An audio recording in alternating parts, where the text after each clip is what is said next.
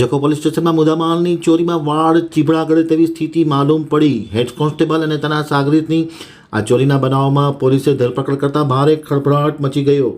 હવે અબડાસા આમતક ન્યૂઝ બ્યુરોમાંથી હિરેન ગોસ્વામીનો એક વિસ્તૃત અહેવાલ. લ્યો બોલો, વાળ ચીભડા ગળે એનું નામ પોલીસ. કચ્છના જખો પોલીસ સ્ટેશનમાં 45,000ના કેબલ ચોરીનો મામલો સપાટી ઉપર આવ્યો હતો.